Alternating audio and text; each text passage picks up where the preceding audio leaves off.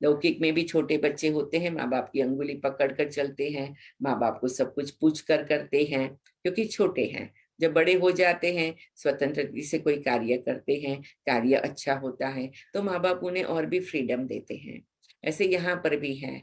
तो बाबा कहते हैं जब आप छोटे हो तो उस प्रकार से बाबा की निमित्त भाई बहनों की मदद से चलो, और फिर जब बड़े होते हो औरों का भी कल्याण करते हो तो आप भी स्ट्रांग हो जाते हो, औरों को भी स्ट्रेंथ देते हो। नहीं तो कई बार हम छोटे हैं तो हम भी औरों के प्रभाव में आ जाते हैं। वो कुछ कहेगा तो उसकी इफेक्ट हो जाएगी, या कोई ने कुछ कहा तो फिर थोड़ा बहुत मन को कुछ फील हो जाएगा। तो स्ट्रांग बहुत बनना है, मेन बात यह है। देखो दादी जानकी को एक बार किसी ने पूछा 108 में कौन आएगा। दादी ने कहा जो कभी भी कोई बात को फील नहीं करता है वो आएगा। कोई ने कहा दादी हम तो रोज अमृत वेला करते, मुरली करते, ये करते वो करते। दादी कहते वो सब जमा जरूर होता है, लेकिन जो परिवार के साथ मिलजुल के चलता, एकता प्रेम से चलता, एडजस्ट होके चलता, और भगवान का घर हमेशा आता रहता, भगवान के घर में एक कदम रखने से पदम गुना भाग्य मिलता है।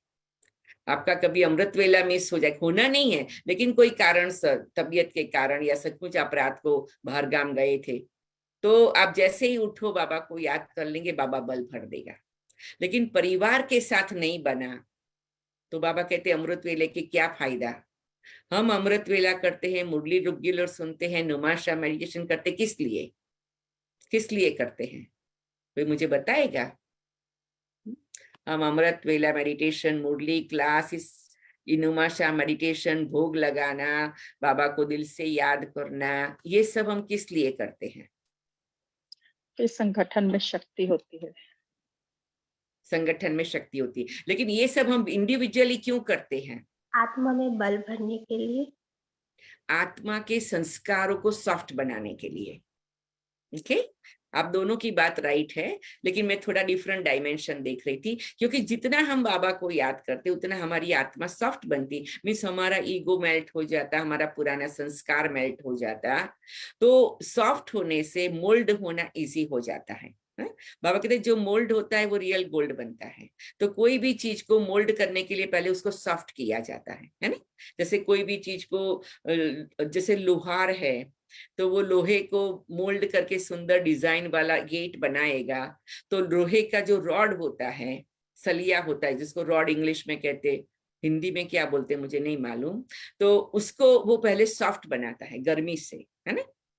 जैसे कुम्हार है, वो भी क्या करता है, मिट्टी को सॉफ्ट बनाता है, फिर उसमें से सुंदर उसके साधन बनाता है। तो हर चीज को जब सॉफ्ट बनता, मोल्ड होता, तब वो गोल्ड बनता, मतलब कि गोल्डन बन जाता, मतलब कि यूजफुल हो जाता है। तो हमें भी क्या करना है, जैसे कपड़ा भी धुलाई करते हैं, कोई भी चीज, सोनार भी क्या करता है, सोने को गला देता है, सॉफ्ट बना देता है।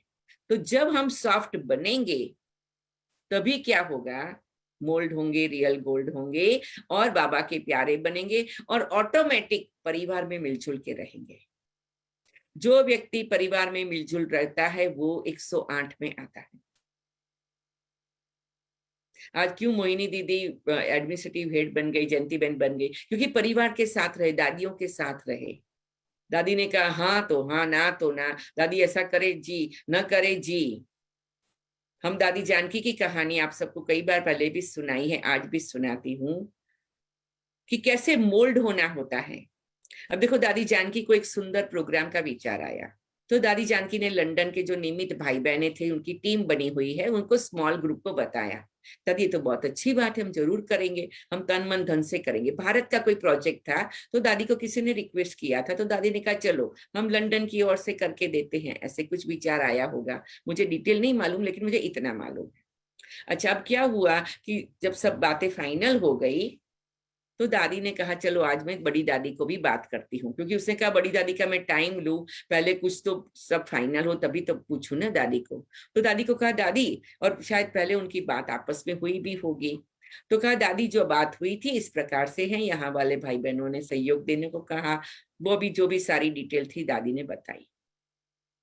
फिर जयंती बहन वहां खड़ी है, तो जयंती बहन ये स्टोरी सुनाती हमेशा। तो फिर दादी ने कहा जो भी दादी प्रकाशमणि ने क्या कहा वो जयंती बहन कहती मैंने नहीं सुना, लेकिन दादी जानकी ने 3 मिनट ये प्रोग्राम की बात बताई। फिर दादी जानकी 5 मिनट तक एक ही शब्द बोलती रही, जी दादी जैसे आप कहो, जी दादी जैसे आप कहो, जी दादी जैसे आप कहो। इतना ही दादी बोलती रही। 5 मिनट में शायद दादी ने 10 बार ये शब्द बोला। फिर फोन पूरा किया, लंदन से इंडिया का फोन था। फिर उस टाइम क्लास का टाइम हो गया था, तो दादी ने कहा जयंती चलो पहले मुरली क्लास में चलते हैं, बाद में सारी बात करेंगे। जयंती बहन भी शांति से दादी की आज्ञाकारी, तो वो चली गई। मुरली क्लास हुआ, सब हुआ, दादी सबसे मिलना जुलना जो भी होता है वो कर लिया। ब्रेकफास्ट टेबल पर आकर के बैठे, तो आधा से ज्यादा ब्रेकफास्ट भी शांति से कर लिया दादी ने। एकदम दादी अव्यक्त स्थिति में रही।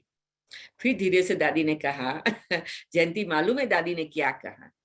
जयंती बहन कहती मुझे कैसे मालूम दादी, तो आप फोन तो आपके कान पर था, मैं सुन रही थी जी दादी बस, और क्या। तो दादी कहती, दादी ने कहा अभी ये नहीं हो सकता है, तो इसीलिए इसको फुल पॉइंट लगाना है, डिटेल में नहीं जाना है। जयंती बहन कहती दादी ने मुझे 3 सेंटेंस बोला, और मैं कहा जी दादी। कहते सब ग्रुप वालों को बता देना कि अभी ड्रामा में राइट टाइम आएगा, तब ये होगा, अभी सब योग करते रहे, एकदम स्टॉप। इसको कहते आज्ञा का। अब उस समय पर दादी जानकी ने कुछ भी संकल्प नहीं किया, कुछ भी शब्द भी नहीं बोला, आर्ग्यूमेंट की बात तो बहुत दूर रही। और दादी ने कहा जब बाबा को कराना होगा ना, तो बाबा दादी प्रकाशमणि को टच करेगा, तभी हम ये प्रोग्राम करेंगे, तब तक नहीं। एकदम शांत हो गई, निश्चिंत हो गई। और उसके बाद कुछ समय के बाद वो प्रोग्राम एकदम बढ़िया ते बढ़िया हुआ। तो यज्ञ में सबसे बड़ी सीक्रेट है। देखो जयंती बहन खुद का अनुभव सुनाती है कि एक बार बहुत समय पहले, मतलब वो उनका भी ग्रोइंग टाइम था, तो कहते कि एक बार कुछ बात निकली, दादी फलानी आत्मा ना ऐसी है, इस प्रकार, मतलब मैं कोशिश करके समझा रही थी कि दादी इस आत्मा का ऐसे संस्कार है। दादी कहती जयंती तुम कितनी बार भी बोलेगी, मैं तुम्हारे साथ एग्री नहीं होने वाली हूं कि इस आत्मा में ये अवगुण है। नहीं, वो आत्मा जो है जैसी है बाबा की है, तुम अपना माइंड चेंज करो। ये बहुत साल पहले की बात है। जयंती बहन कहती वो उसी टाइम जयंती बहन भी ना छोटे थे। तो दादी कहते हैं उस दिन से दादी ने मेरा कान पकड़वाया। मुझे कोई की अवगुण की बात दादी सुनती नहीं थी। कहती जयंती तुम कितनी बार भी कहेगी, मैं ये बात में एग्री नहीं होने वाली हूँ, तुम कहो मेरे मुख से भी ये शब्द निकले, नहीं निकलेगा। और आज से तुम भी गांठ बांध लो, तुम भी ये शब्द नहीं बोलेगी। जयंती बहन कहती हमने इतनी डीप प्रैक्टिस किया कि हरेक को आत्मा रूप में देखना, हरेक को बाबा के बच्चे के रूप में देखना, हरेक की केवल विशेषता देखना। तो दादी ने घोट घोट के खुद को पक्का किया और सबको कराया। हमें उससे प्रेरणा लेनी है ना। उसका कहते हैं अमृत वेला क्यों करना है कि हम घोट घोट के पक्का करें, अपने को मोल्ड करें। मुरली क्यों सुनते हैं, अपने देहाभिमान को मोल्ड करें, परिवार के साथ रहे, अवगुण न सुने न सुनाए, न कोई सुनाता है उसको बढ़ाए, तभी हमारा अमृत वेला सफल होगा। आप चाहे 3 बजे उठो, चाहे 2:30 बजे उठो, चाहे 3:30 उठो, चाहे 4:30 उठो, लेकिन कितना आप उसका एनर्जी को अपने परिवर्तन में लगाते हो, वही आपका जमा होता है। बाकी कुछ जमा नहीं होता है। बाकी आप खुश होते हो। वो तो भक्ति में भी लोग गुरुद्वारा में जाते, मंदिरों में जाते 3 बजे से करते हैं, लेकिन वो संस्कार परिवर्तन नहीं करते, वो केवल भक्ति का फल लेते हैं। तो यहाँ भी त्याग का फल मिलता है, नींद की त्याग किया उसका फल मिलेगा, बाबा को प्यार से याद किया उसका फल मिलेगा। लेकिन परिवर्तन कर देंगे तो जो प्राप्ति होगी वो अनेक गुना पद्मा पदम होगी। तो ये लक्ष्य रखना है कि अमृत वेले बाबा से वो शक्ति ले जो हम संस्कार खुद का परिवर्तन करे, औरों का परिवर्तन करे, और कुछ भी हो जाए मिलजुल के चले, अष्ट शक्तियों को धारण करके, कभी किसका सहन करे, किसको समाए, किसको परख के चले, किसको सहयोग दे के चले, किसकी बात को सामना करके चले, कोई बात में संकीर्ण कर ले अपने आप को, उसको कहते अमृत वेला सफल, मुरली सफल, निमा शाम सफल, भोग लगाना सफल, सेवा करना सफल, सब कुछ सफल। ओके, सबको क्लियर हो गया? सबको कैसे लगा? ठीक लगा? क्योंकि हम जो भी कार्य करते हैं उसका रिजल्ट भी तो योग्य क्वालिटी का आना चाहिए ना।